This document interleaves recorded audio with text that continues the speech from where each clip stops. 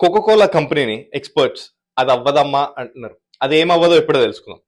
Coke పై ఎంతో criticism అవుతూ ఉంటుంది. మీరు ఒక వర్గానికి ఇన్స్పిరేషన్ అంటారు. అది ఏ వర్గమో ఎప్పుడో తెలుసుకుందాం. Pollution, plastic based pollutants create చేయడంలో కోక్ కంపెనీ ఒక టాప్ నాచ్ పొజిషన్ లో ఉంది వరల్డ్ మొత్తంలో.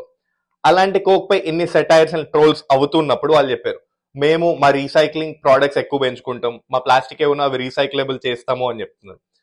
కానీ వాళ్ళు ప్రొడ్యూస్ చేసే వాటిల్లోనే ఎంతో పర్సెంటేజ్ ఆఫ్ ప్లాస్టిక్ ఏదుందో అవి అసలు అవ్వట్లేదు, ఎన్వైరన్మెంట్ అసలు తట్టుకోలేకపోతుంది, వీళ్ళు అలాంటి చెత్త క్రియేట్ చేస్తున్నారు అని చెప్పి ఎంతో మంది ఎక్స్పర్ట్స్ చెప్తూనే వచ్చారు.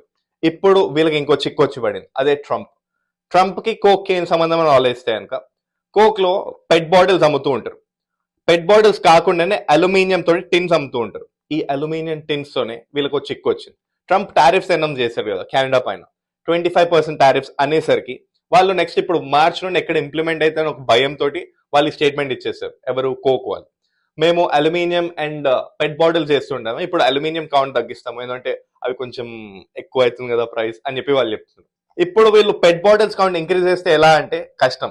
వీళ్ళు మేము 90% రీసైకిల్ చేస్తాము, మా వచ్చే ప్లాస్టిక్ ఇదంతా గాన్, అది అవ్వదమ్మా, అందుకే ఇప్పుడు ఎక్స్పర్ట్స్ చెప్తున్నారు. యాక్చువల్లీ ఇన్ ఫ్యాక్ట్ వీళ్ళు రీసైక్లింగ్ పర్సెంటేజ్ ఎంత అంటే 17%, అంతే, చాలా తక్కువ. 2023లో వీళ్ళు క్రియేట్ చేసిన పెట్ బాటిల్స్ కౌంట్ 47.7%. ఇప్పుడు వీళ్ళు ఇంకా ఎంకరేజ్ చేస్తా అంటే ఇంకా గోవింద గోవింద, అది మ్యాటర్. ఇలాంటి మోర్ ఇన్ఫర్మేటివ్ కాంటెంట్ కోసం please keep watching TV 9 USA.